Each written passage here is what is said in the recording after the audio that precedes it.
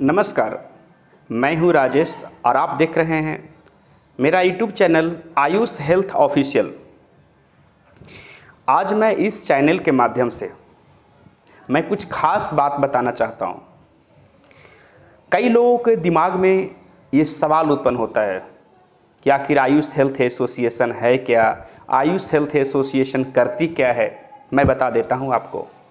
Ayush health association पूरे भारतवर्ष में स्वास्थ्य के प्रति लोगों को जागरूक करने का कार्य करती है, स्वास्थ्य के प्रति लोगों को ट्रेनिंग देने का कार्य करती है।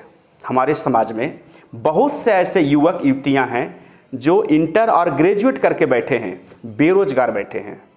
तो ऐसे लोगों को एक्सपर्ट डॉक्टर के द्वारा, जो एक्सपर्ट होते हैं, जो एमबीबीएस डॉक्टर हैं, उनके द्वारा लगातार 3 महीने तक प्राथमिक उपचार के लिए प्रशिक्षण दिया जाता है और आप उससे प्रशिक्षित होकर के आप लाभान्वित हो सकते हैं। आपको बहुत सारी चीज़ें उसमें सीखने को मिलेगी, बहुत सारी बातें आपको समझने के लिए मिलेगी। उदाहरण के लिए अगर मैं बता दूं कि अगर आप ऐसे जगह निवास करते हैं जहाँ पे ना कोई हॉस्पिटल है, ना कोई प्राइवेट क्लिनिक है, और अगर रात्रि के समय में कोई इमरजेंसी होता है तो आप शहर की ओर जाते हैं, जाने में हो सकता है कई कठिनाइयों का सामना करना पड़े। तो उस अवस्था में आप क्या करेंगे? जैसे उदाहरण के लिए अगर मैं कह दूं कि आपको रात्रि के समय में पेट में दर्द हो, तो अगर पेट में दर्द है, जो ट्रेंड हैं लोग, जो प्रशिक्षित हैं, उनको मालूम है कि अगर पेट में दर्द है तो हम पेट दर्द की एक टैबलेट खा लेंगे, गैस की एक दवाई खा लेंगे तो कुछ समय के लिए राहत मिल सकता है। फिर हम सुबह होगा तो अच्छे डॉक्टर या अच्छे अस्पताल में हम जा करके उसका अपना इलाज करा सकते हैं। लेकिन अगर आप ट्रेंड नहीं तो क्या होगा? रात्रि के समय में बड़े अस्पताल पहुंचने के लिए आपको सफ़र करना पड़ेगा, जाना पड़ेगा। अगर वहाँ जाते हैं तो डॉक्टर को फी जमा करनी है, उनको जांच, अल्ट्रासाउंड, कई चीज़ें से होकर गुजरना पड़ता है, तब कहीं जाकर आपको इलाज होता है। लेकिन प्राथमिक उपचार के लिए अगर आप प्रशिक्षित हो जाते हैं, अगर आप ट्रेंड हो जाते हैं तो इन सारी समस्याओं से आप बच जाएंगे।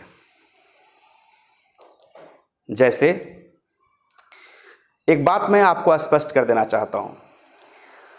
प्राथमिक, कई बार आप देखे होंगे ना, किसी को गांव में या कई जगह पे कई बार सर्प दंश मार देता है। अगर सांप सर्प काट लेता है, बाइट कर लेता है, तो उस अवस्था में देखे होंगे कई लोग, 10 लोग 15 लोग उसको झाड़ रहे हैं, नीम के पत्ते से झाड़ रहे हैं, मंत्र पढ़ रहे हैं ताकि वो बच जाएगा। होता क्या है, सच्चाई क्या है कि सांपों की जो कई प्रजातियां हैं जो विषैले नहीं होते। कुछ सांप हैं, कुछ सर्प हैं जो विषैले होते हैं, जिसको काटने के बाद विष शरीर में फैलता है।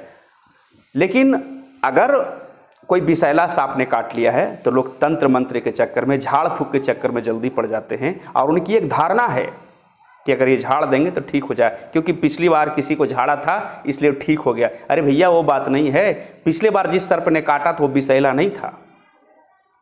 तो इसके लिए सरकारी अस्पताल में, बड़े बड़े अस्पतालों में स्नेक एंटीवेनम इंजेक्शन मौजूद रहता है। उसको लगाने के बाद वो आप उससे राहत पा सकते हैं। मेरा मूल मकसद यही है कि आपका लाइनअप, आपकी लाइजनिंग जो है ना, बड़े अस्पताल, बड़े हायर सेंटर के साथ होनी चाहिए। दूसरी चीज, मैं एक चीज स्पष्ट कर देना चाह रहा हूं, बड़ा इंपॉर्टेंट सब्जेक्ट है ये। अगर 5 बिंदु को, सिर्फ 5 बिंदु को अगर आप सीख लिया, अगर आपने याद कर लिया, अगर आपने दिमाग में फिट कर लिया ना, तो आप बहुत आसानी के साथ प्राथमिक उपचार कर सकते हैं। कई बार होता है कि कई डॉक्टर के पास गए, पेट में दर्द है, तो वहाँ पेट दर्द की एक दवाई होती हैं। अरे कोई ना कोई पेट दर्द का एक ही दवाई खाओगे ना, तो उसमें कई दवाइयाँ लिखी होती हैं, 4-5 किस्म की दवाइयाँ होती है, 6 किस्म की दवाइयाँ होती है। तो ये सवाल उत्पन्न होता है कि आखिर मुझे पेट में दर्द है तो इतनी दवा की हमें क्या जरूरत है? लेकिन मैं बताता हूं, 5 बिंदु को अगर आप ख्याल रखें, याद कर लें, तो आप एक सफल चिकित्सक बन सकते हैं। प्राथमिक उपचार के लिए आपको निराश नहीं होना पड़ेगा। तो ये बिंदु क्या है मैं बताता हूं आपको।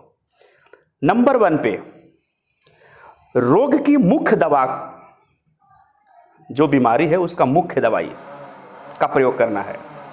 जैसे किसी को पेट में दर्द है तो पेट दर्द का एक ही दवाई होता है, मुख्य दवाई, जैसे कोलिनॉल, कोलीमैक्स, अस्पासोप्रैक्सिबोनफोर्ट, मेप्टल अस्पास, एनाफोटेन, किसी एक दवा का प्रयोग करते हैं। तो बीमारी के मुख्य दवा का नाम या बीमारी का मुख्य दवाई का प्रयोग करना है हमें नंबर 1 में। ये मैं इसलिए बता रहा हूँ ताकि आपके अंदर ये भ्रम जो है ना कि 10 दवा 5 दवा डॉक्टर लिखते हैं तो इसका पीछे कारण क्या होता है, मैं बताता हूँ कारण क्या होता है। तो नंबर 1 में बीमारी के मुख्य दवा का प्रयोग करना है। नंबर 2 में गैस की दवा। गैस की दवा क्यों देना जरूरी होता है? आप जितने भी डॉक्टर्स हैं वो जब भी दवाई देंगे तो गैस की दवा साथ में लिखते हैं, क्योंकि हम लोगों के अंदर एक आदत बन जाता है कि अगर दवा डॉक्टर ने बताया खाने के लिए तो हम दवा लिए और एक घूंट पानी पिए, दवा अंदर गया, और जब उसको पूर्ण रूप से पानी नहीं मिलेगा तो पेट में गैस बनाएगा। वो दवा भी गैस बना सकता है, तो इसके लिए साथ में गैस की दवाई देते हैं। चाहे वो गैस की दवा रेनिटीरिन हो या पेंटोप्राजोल हो, ओमिप्राजोल हो, कोई एक गैस की दवा का प्रयोग किया जाता है। तो नंबर 2 तक हम सफ़र कर लिए, जान गए कि नंबर 1 में रोग के मुख्य दवा को देना है, नंबर 2 में गैस की दवा। नंबर 3 बड़ा ही इंपॉर्टेंट है। तो नंबर 3 में एंटीबायोटिक दवा का यूज करेंगे, एंटीबायोटिक दवा हम देंगे। तो एंटीबायोटिक 2 प्रकार का होता है, एक तो इंजेक्टेबल होता है और दूसरा ओरल। इंजेक्टेबल जैसे एंटीबायोटिक इंजेक्शन हुआ, और दूसरा ओरल। तो हम 3 नंबर पर ओरल लेते हैं, जो मुंह से खाने वाली दवाई है। तो जैसा बीमारी है उसमें हम एंटीबायोटिक का प्रयोग करते हैं। अगर उसको डिहाइड्रेशन है तो हम एंटीडायरियल में भी एंटीबायोटिक ही रहता है उसमें। बुखार है तो बुखार के लिए एंटीबायोटिक टैबलेट का प्रयोग करेंगे। बच्चा है तो उसके लिए सिरप का प्रयोग करेंगे। नवजात शिशु है तो उसके लिए हम ड्रॉप का प्रयोग करते हैं। तो नंबर 3 में एंटीबायोटिक दवा देना ना भूलें। मैं फिर से रिपीट करता हूं, नंबर 1 में तो तीसरे नंबर पर हम एंटीबायोटिक ओरल के रूप में प्रयोग करते हैं, चाहे वो सिरप हो, चाहे वो ड्रॉप हो, चाहे वो टैबलेट हो। तो 3 चीज़ें हो गई। अभी इतना से इलाज पॉसिबल है, अगर आप चाहें तो। अगर मामला ज़्यादा क्रिटिकल नहीं है तो इतना ही दवाई दे करके आप उसको छोड़ सकते हैं।